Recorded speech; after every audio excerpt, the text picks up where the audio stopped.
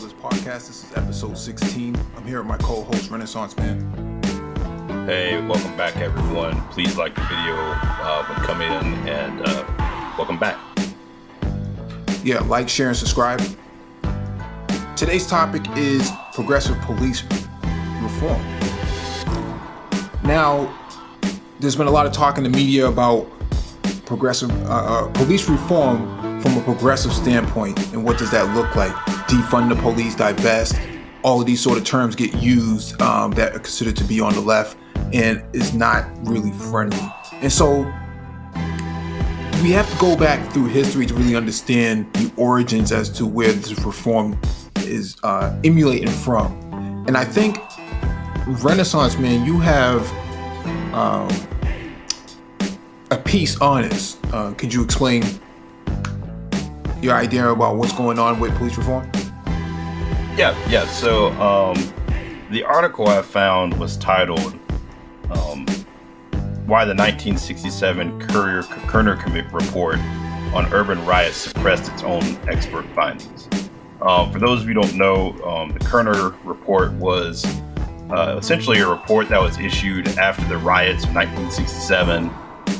Basically, you had riots in all major cities amongst the U.S., and the Johnson administration basically ordered a report to basically do a study into what was causing the unrest and essentially what needed to be done. Historically, what came out of this report was that America was becoming two different societies, one black and one white, one unequal. What this article from history.com actually shows, and I'll read through some of the article, is that the commission actually suppressed some of its own findings. So if you don't have anything, Mike, I'll go ahead and start with the article. Go right ahead. Okay. What causes racial riots? In recent years, especially following the disturbances that erupted in Ferguson, Missouri, and Baltimore, Maryland, following the police-involved deaths of Michael Brown and Freddie Gray, pundits and editorial writers have offered many different explanations for what causes riots. Conservatives and most mainstream media outlets often use these disturbances as riots. Uncontrolled and irrational spasms of reckless violence, usually instigated by a handful of unrepresentative malcontents, and always the result of a breakdown of respect for authority. Sounds very familiar in this space. Liberals, on the other hand, tend to make a more sympathetic view of the riots and rioters, blaming the unrest on the deep-seated racism and economic disadvantage that it produced. The reality, however, is far more complicated and exposes the limits of the conventional wisdom on both sides of the ideological spectrum.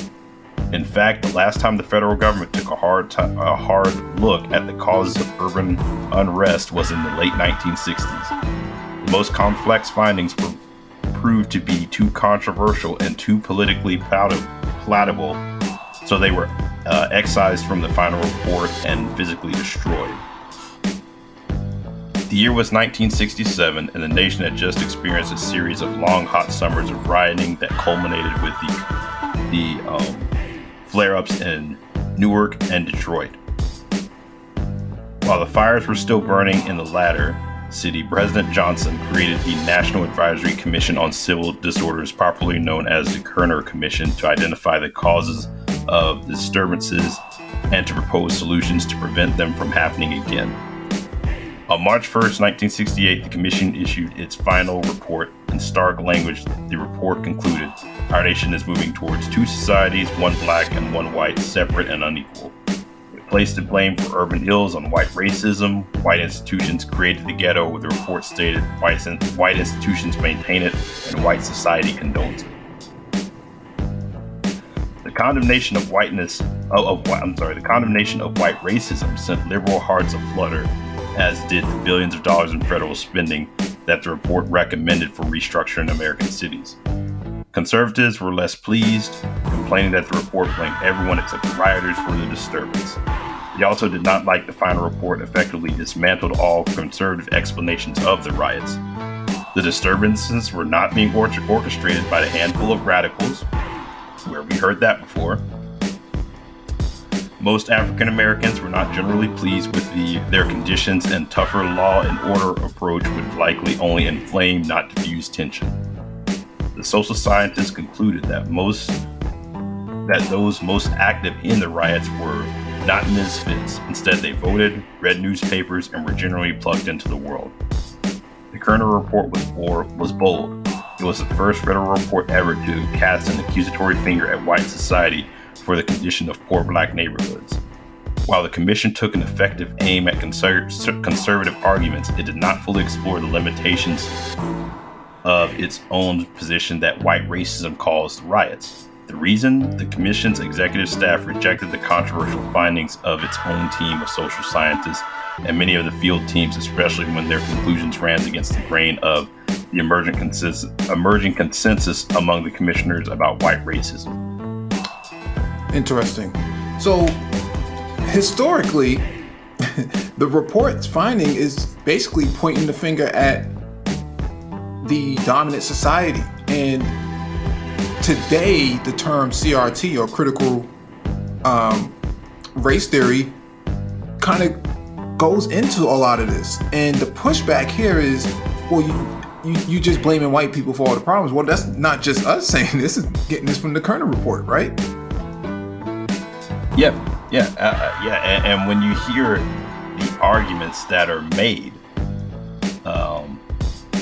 essentially, like I said, you've heard these before. Lack of respect for law and order. We need to go and crack down on people, and we need to blame the rioters. Essentially, there's a small group of radicals who are organizing this, which we've all heard about Antifa over the past few months.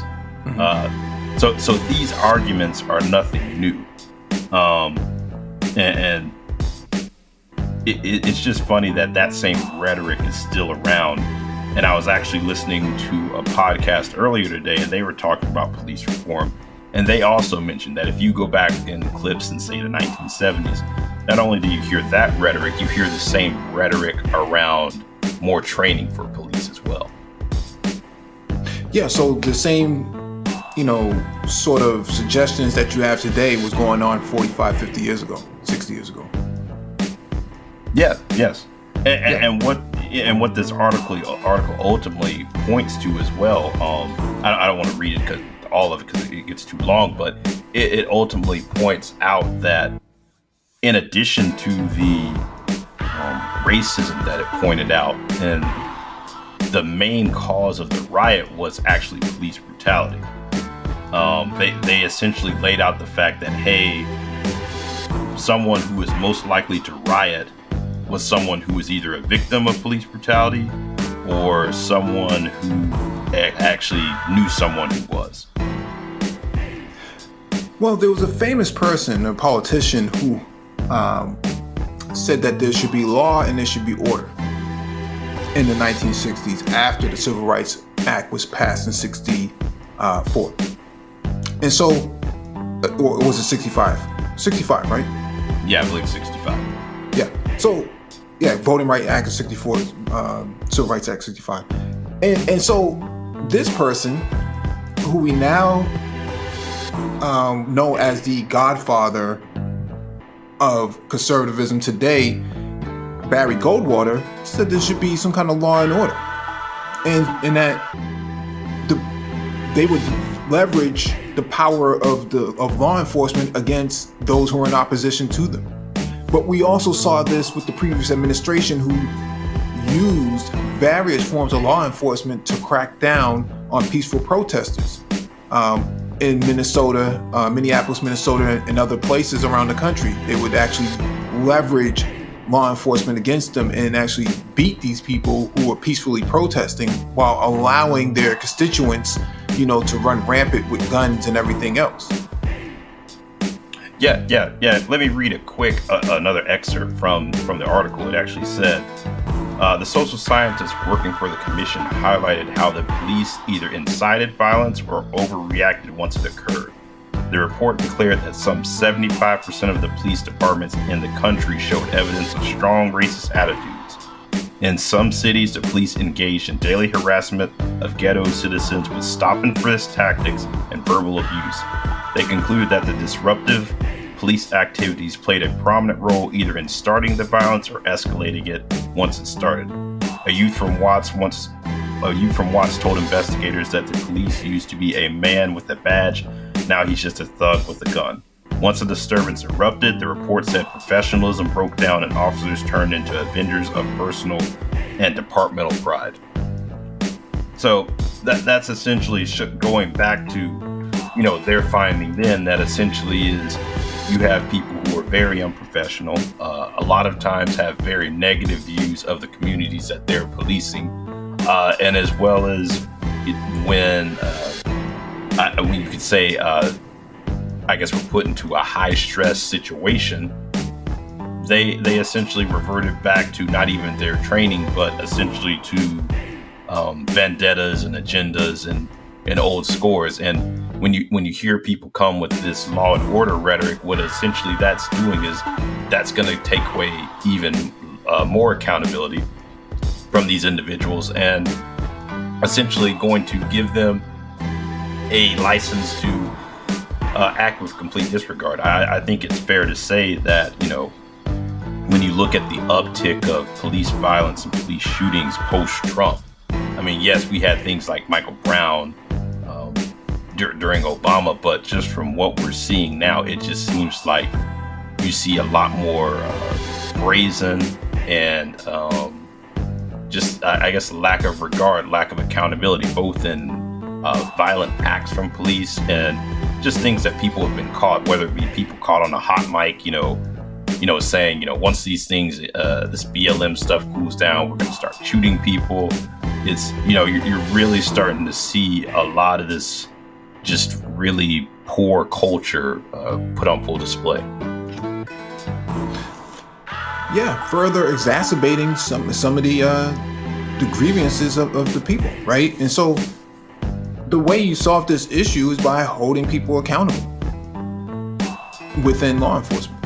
And so the pushback here is that why don't the criminals or the lawbreakers, why don't they just follow the law? Well, because every single incident is not exactly a fault of the person, right? So give you an example. In New York, with the stop and frisk policy, 80% of the stops were that of black and brown people, not white, who happen not to be white. And so what they were doing was they were over-policing these areas. Over-policing means that there is more increased monitoring on certain areas that happen to be non-white. And what they found was that if two people were standing in front of their house, where they live, their place of residence, then they would actually be ticketed or cited for obstruction of traffic. And the obstruction of traffic is just two people talking on a sidewalk and that another person couldn't walk by. In reality, this is not, a criminal offense, but that leads to other things, right? So if you get some form of resistance from that resident, then what would happen here is now it escalates into, resisting of arrest or something to that effect, right? Or some other nefarious sort of allegation. I'm saying that sets the precedence for those sort of interactions with law enforcement that creates the precipitation for these sort of, bad relations between, public safety and the people itself. And so to your report, the Kerner report, it's kind of pointing back to that there's a malintention to actually be disruptive to the very people they should be serving.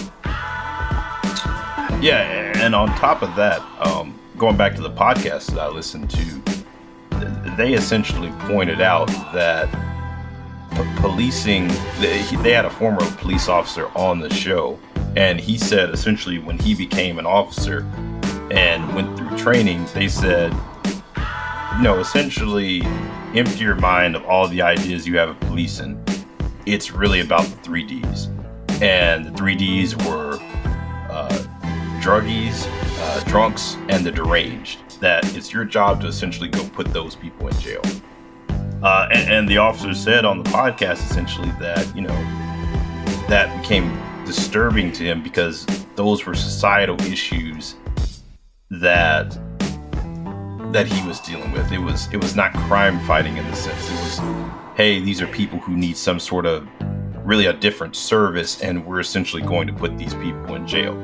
Another guy on the podcast, a sociologist, he essentially pointed out that, essentially what this boiled down to was, criminalization of poverty and a harassing of poor people, sort of like we were discussing. And then the officer literally said, they'd go about this essentially where, they'd be sitting in their car and they drive over to a poor neighborhood, see someone with an older car, and, maybe license plates expired or, tail lights out, and basically go pull this person over and essentially do a sort of a fishing exercise. So you caught this person with, like you said, expired plates, expired insurance, driving without a license, all of those things.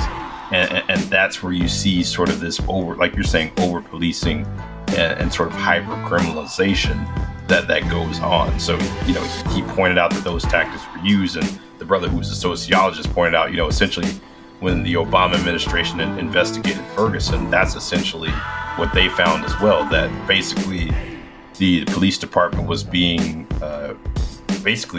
was running essentially a way to raise revenue through its citizens through ticketing and excessive ticketing and penalties and fines. And I'm sure you see more of that as you've seen government budgets become strapped.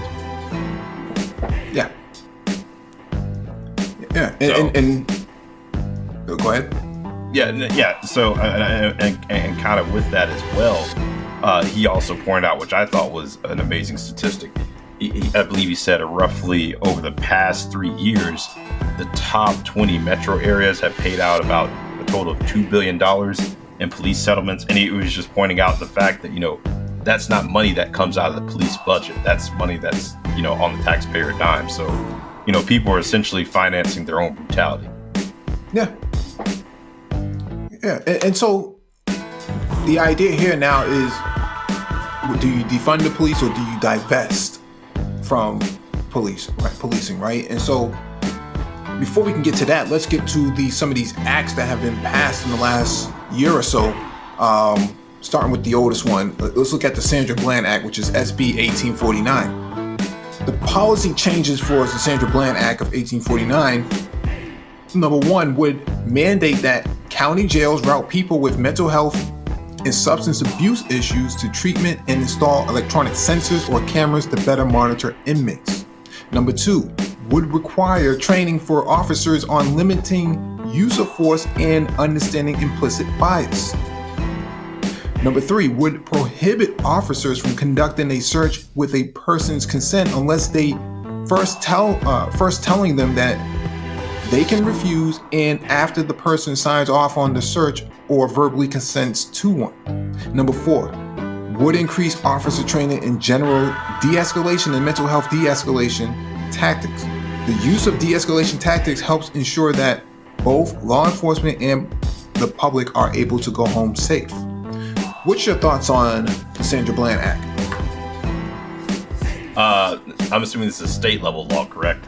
Yes, Texas. Yeah. Well, first of all, I think that case happened a few years ago. And what year was that bill passed? 2017, I think. Okay, no. The only reason I say that with all of the critique of CRT that's going on, when you mentioned implicit bias, I was kind of like, oh wow, if that was on the table now, I'm sure they'd be pushing to go and try to strike that. Right. Just with the environment we're in, where essentially people are pushing back on being able to talk about anything racial. As far as the actual bill goes, it's a start.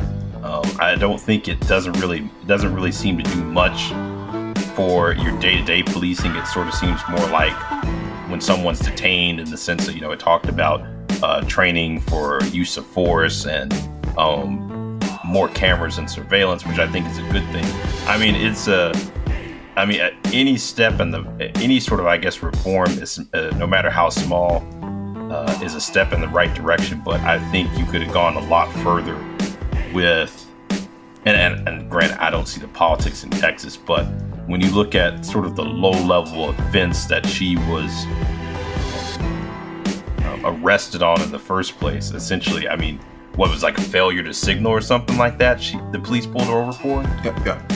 Yeah, so it's kind of like, okay, I see that, but I think you have to do something more on the front of stopping that situation from getting there in the first place, even getting in possession. Because that was another thing they talked about in general when I was listening to this podcast, was when you look at these low-level offenses that they're going after people for, and how they end up in police custody in the first place. I mean, Sandra Bland should have never been arrested. I mean, at best, you give her a ticket, she had an attitude. You didn't like the fact she was smoking a cigarette, step back. She's obviously not a threat. Write the ticket and be done. So, like I said, I think it does some good for people in custody, but I don't think it goes far enough to be preemptive to stop that whole interaction from really happening in the first place. I slightly disagree with you, but my position is that I'd rather have something than to walk away with nothing, right? I think this is just the start, right? And then everybody's kind of on notice that when you do interact with people of a different ethnic group, that you can be, subpoenaed, or you could be, found negligent in their while they're in your custody. For a variety of reasons, like the bill mentions. And so I think the area that I kind of like the most is number 2, which would require training for officers on limiting the use of force and understanding implicit bias, right? I don't see how it even escalates to that point. Like the interaction is so bizarre, just as a basic human-to-human interaction. But I also think one step that could be added is that people's social media background should be treated like a credit report, right? It should go back 7 years, so we know what we're dealing with and who we're dealing with. Because if we find any sort of racially charged commentary inside their social media posts, then what that means is that needs to be brought in as well. Because we saw in a variety of different law enforcement agencies, like LAPD, Chicago PD, St. Louis as well, Ferguson as well, there was a lot of trading of emails that did not like Obama. And so these people were kind of charged up when they went out after black people. They were kind of taking out their frustration that they had with the administration onto common civilians on the ground that, resembled the ethnicity of what they consider Obama to be, which is black. And so I think all of that should come into play. I just like a credit score, it looks at all your credit history over the last 7 years. I think there should be some kind of social media report that if you've made commentary that was public on social media, on a technology platform, we should be able to retrieve all that stuff going back 7 years and kind of holding you to something on, based on that commentary. Yeah, no, that's valid. I mean, I know employers do that anyway. I mean, they may not be able to pull a report, but when I was graduating from college, they always said clean up your social media and make sure it looks semi-professional, because employers will look at it. So it would only make sense for that to apply to police as well. And then, like you said, maybe some further digging. I don't know where you get into the line of privacy and freedom of speech and those lines, but at the very least, even if you're not doing that, I think you should be having some, even if it's not a prerequisite, once you are a law officer, definitely having some monitoring to make sure that you're not engaging in some behavior, like you said, these group texts. That seems to be really big. I've heard that on numerous occasions. I feel like I've heard of that in Florida, as well as I believe North Carolina.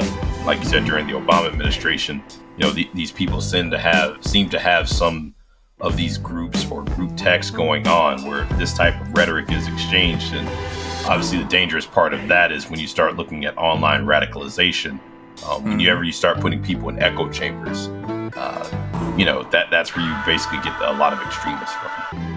Yeah.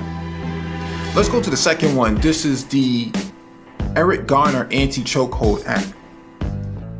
Now, this one is interesting. It's the Garner Anti-Chokehold Act would create a new crime of aggregated strangulation. The offense would occur when a police or peace officer using a chokehold or similar restraint applies pressure to the throat or windpipe of a person, hindering breathing or intake of air, and causes serious physical injury or death. This would be a Class C felony, punishable by up to 15 years in prison. I think this is a very good act passed. I don't see how anybody can get away, coming to work, kill somebody, then go home and have a nice hot meal. I don't see how that works. I think this is a step in the right direction. What do you think? Just for clarity, is it saying that, because correct me if I'm wrong, chokeholds, wasn't that banned? What the chokehold that the guy performed in New York, wasn't that a banned procedure? It was a banned procedure, but it was not punishable. Okay, so what this law is doing is saying this is the punishment for using a chokehold. Yes. Okay, no, I definitely agree with it. Because like I said, that doesn't really make sense to me. That sounds like almost like a deal that was cut behind the scenes. It has no teeth essentially. That at best you're looking at someone who says, "Hey, violates procedure," someone dies. Obviously he wasn't held accountable and charged in the Garner case. So yeah, that's a great bill. Yeah, I think this is a good one. I think that there's some teeth to this. I think that this is a step in the right direction. I haven't heard about anybody being choked in New York since that has passed. To my knowledge, I don't know how they do their reporting, but I think that this is actually a step in the right direction. This is somewhat progressive in the way that it does hold someone accountable for the chokehold.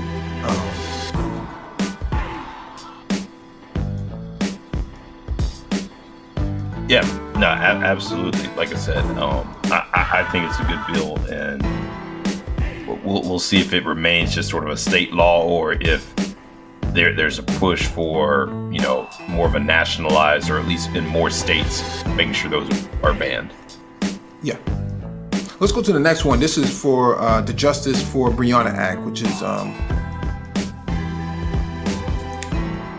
sponsored by Rand Paul, coincidentally. The bill prohibits no-knock warrants, which generally permit law enforcement officers to enter a premises without first identifying their authority and purpose. Specifically, it requires federal law enforcement officers to provide notice of their authority and purpose before executing a warrant.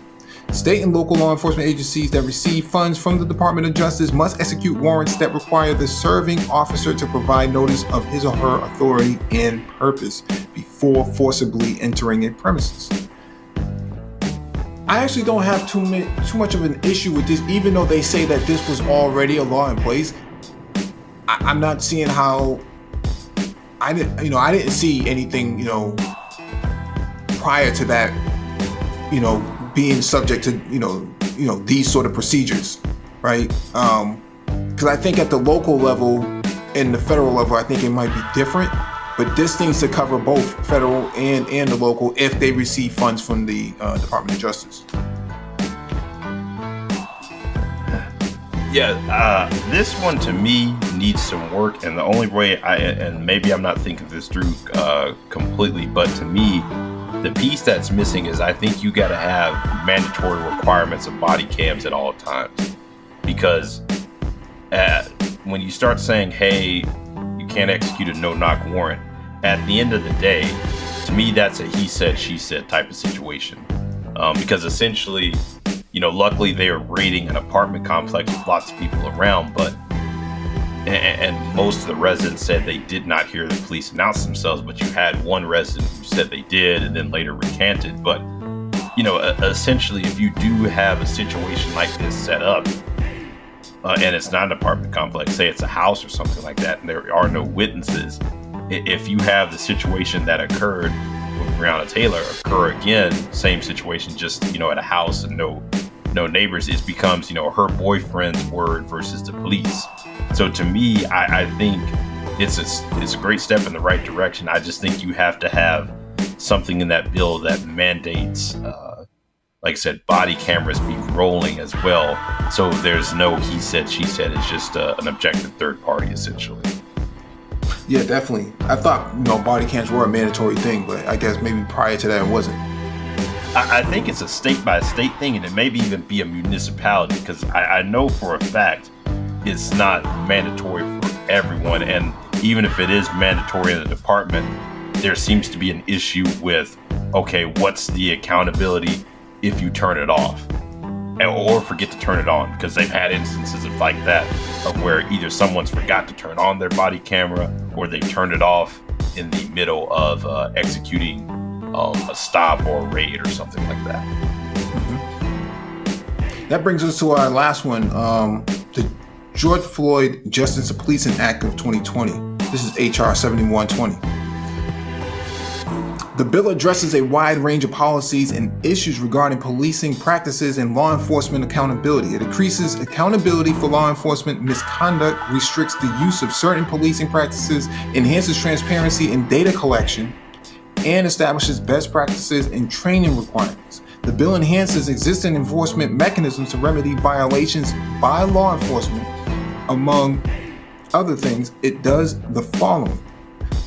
Lowers the criminal intent standard from willful to knowing or reckless to convict a law enforcement officer for misconduct in a federal prosecution.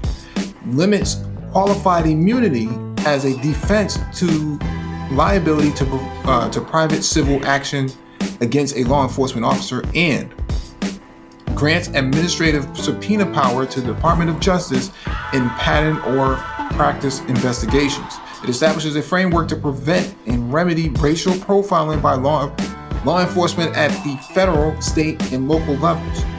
It also limits unnecessary use of force and restricts the use of no-knock warrants, chokeholds, and carotid holds. The bill creates a national registry, the National Police Misconduct Registry, to compile data on complaints and records of police misconduct. It also establishes new reporting requirements, including the use of force, other misconduct, and routine policing practices, stop and searches.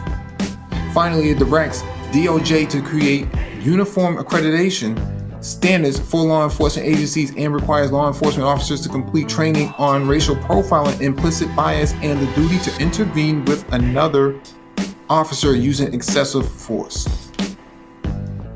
I actually don't have too much of an issue with this.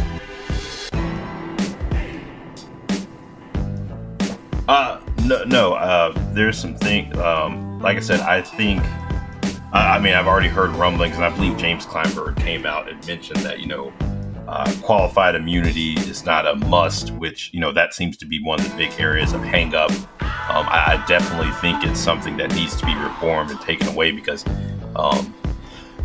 my understanding is that it was not even a law that was passed by the legislatures. It was something that was essentially created through a Supreme Court case. So essentially, it was not really something that people really came up with and thought through. It was like I said, it was created through a court case. So I think that definitely needs to. I would not want to see the Democrats compromise on that, just because I believe it's going to be, you have to strike while the iron's hot, and I think this is going to be your big chance for a major policing reform.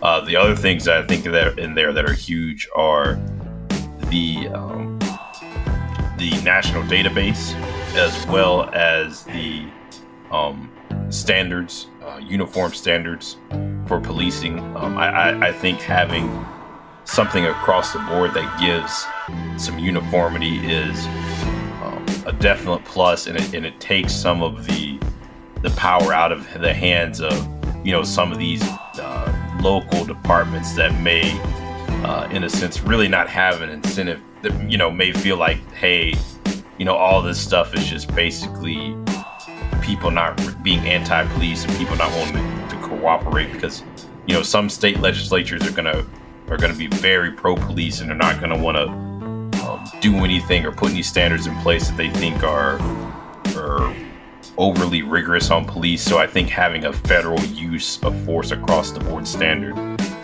will be very very powerful. Yeah, I can agree with that. I think this is the first step, though. Yeah, oh, absolutely. If it got passed, I mean, I would be thrilled. I think it was passed this week.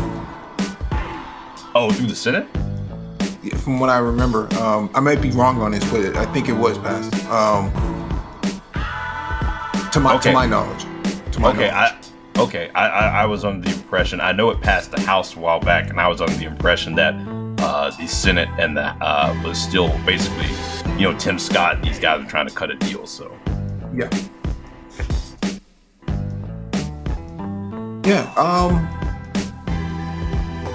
Here are my two factors here for progressive policing and actually engaging the public itself from a reform standpoint. I think number one, divesting from law enforcement where they buy military grade hardware, I think that should be a first step, right? Whatever the money they're spending on MRAPs already, that's it. They're not getting any more money out of that. I think Biden signed an executive order that froze that. I think it was through executive order, and I believe, don't quote me on this, I believe the Obama administration had a similar policy, and that was actually reversed by the Trump administration. Mm-hmm. So essentially what you've seen is basically it swung in the pendulum in the past 4 years under Trump that these departments were getting military grade equipment again. Yeah. I think the Obama administration only blocked the purchases of vehicles that have Caterpillar or tank treads and the bayonets. For whatever reason, somebody came up with this idea that, law enforcement needs bayonets on their rifles. That's the only part that I understand. All the other places, they seem to have, really stepped up, in terms of buying more Bearcats and things of that nature. For me, though, I don't think they need MRAPs at all. Mine-resistant, ambush-protected vehicles are not necessary to deal with civilians. Ford Interceptors, the Explorer, the Taurus, and all these other ones, they already have armored plate options inside of them, bulletproof glass, ballistic bulletproof glass for those vehicles. I can't see how having an MRAP makes sense because it's all reactive, right? The MRAP shows up after the fact, not before the fact. So how does spending that kind of money on a vehicle like that and the personnel to go with it, how does that make any sense? I agree as well, and I think part of it too is what you're starting to see, and we're seeing across the country, is a rollback of the war on drugs as well, and that's been a major catalyst in the acquisition of some of this hardware as well as raids, breaking into people's houses. You saw the way the police looked when they were going to arrest and serve a warrant for I believe it's Andrew Brown Jr. in North Carolina. This thing looked like something out of the Middle East. Guys riding on the back of a pickup truck 4 or 5 deep with assault weapons. It's kind of unbelievable. And this ultimately serving a warrant, what they believe was a drug house. And so with what it looks like, I said, like places like Oregon, which is, I believe, legalized all drugs. Lots of states around the country legalizing marijuana, at least decriminalizing it at a small possession amount. If this momentum continues with the reduction and reform of the war on drugs, I think that should be a good catalyst for this as well, to tamp down some of this need for hybrid policing, because you really don't, like I said, you really don't see police using that type of stuff unless it's a riot or a large, massive protest or demonstration. And like I said, usually during a drug raid, you don't see them, bringing out this stuff to, apprehend the suspect. Right. I think it's a waste of money. Me personally, I just think that's a waste of money. I think the money should be divested from that and put into, one, a civilian review board, and two, peace ambassadors, right? Peace ambassadors are basically a conscript of common civilians who have non-lethal devices and first aid training that can engage first responder task, right? So the idea, like a person who might be, intoxicated in public, somebody who might be having a mental health issue, someone who might have, a sort of dispute between two people who might be, arguing over a parking spot or something like that. That sort of stuff does not require a badge and a gun every single time. And so I think the money that gets spent in these areas, especially for the training and all the gear and all the ammunition and munitions and things of that nature, that I don't know if anybody really understands that a police car is very expensive. Those lights that go on those police cars, or strobe lights and things like that, very expensive. And you start adding accessories to it, and that thing quickly is, becomes increasingly expensive. And so, for what I'm saying here is, let's divest from that. Let's put the money into a fund, a community fund that funds Citizen Review Board, peace ambassadors, and then whatever's left from that, stays within the coffers of the civilian public safety fund, if you want to call it something like that. I just think, from a progressive standpoint, it's a waste of money spending all these resources on armored protected vehicles for a civilian task force. These are not vehicles that should be used in peacetime civilian areas. All it does is seems to agitate the people even more. It doesn't seem to really keep anybody safe, except for the officers that's in them. What you talked about was very interesting. Initially when this whole debate kicked off, I was more on the side of more training and things along that line, and when I started to look more into the whole defund the police movement, what it really meant, the more I actually liked it and thought it was very innovative in how you're thinking. And one interview that I heard, one lady pointed out the point, police are essentially there to solve crimes. They don't really prevent them in the sense of, unless they get there in the midst of a crime being committed, then you really don't have sort of a crime stopper. It's more of a reactionary after the fact of, okay, how'd this happen? What's going on? Let me get the paperwork, all of this, all of that. But they're rarely there to stop the commission to begin with. The other thing she pointed out too was, when you think about a time that you were safe, wasn't when necessarily a police officer was around. For me, I know just from thinking in general, I feel relatively pretty safe in, where I live, the communities I've lived in before previously. But, when I think about those environments, it wasn't necessarily police that made me feel safe. It was more of the community I was in. I knew people. The community was middle class. People had jobs. Very little poverty. Essentially, no one was desperate or felt like they may be put in a situation where they may have to do something, commit a crime. Essentially, quality education was available. So to me, it started to really reflect on, hey, what does the community look like around me? That was sort of the main driver there. So when I thought about those things, I really saw what she was getting at. So it made me get much more on board with the ideas of, like you said, essentially, I believe they referred to it more as a public safety officer, or really focusing on public safety, essentially. Yeah. Yeah, I think in Seattle, they use something called Cahoots, and I know in LA they have something called I might be getting this wrong, but let me see if I can find it real quick. Street Watch. Street Watch is something that they use in LA. So this is a more along the lines of what we're talking about, a public safety civilian appointed or civilian contributed sort of organization that handles a lot of these issues and doesn't involve law enforcement at the highest level.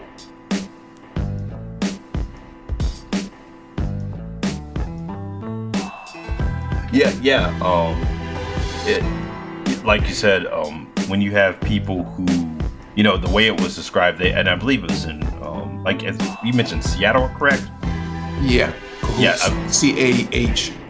Yes. Seattle, and I believe maybe even Oregon, they did a test pilot, but yeah, like you said.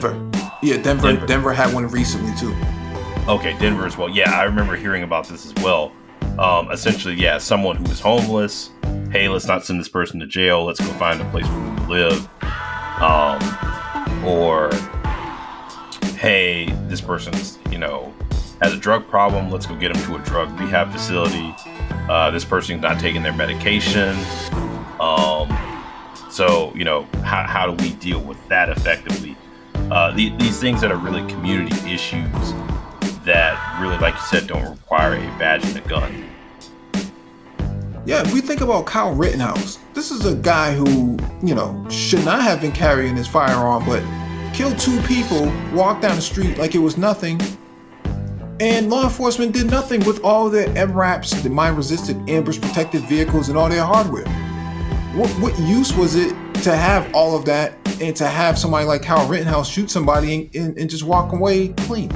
It didn't make a whole lot of sense. And so I guess my position is that when law enforcement has all of the resources, they don't seem to use it properly or they don't use it at all. And so divesting from it doesn't really seem all that negative. And this is just me thinking out loud and putting this out there. I think it has a lot to do with encroaching upon white people's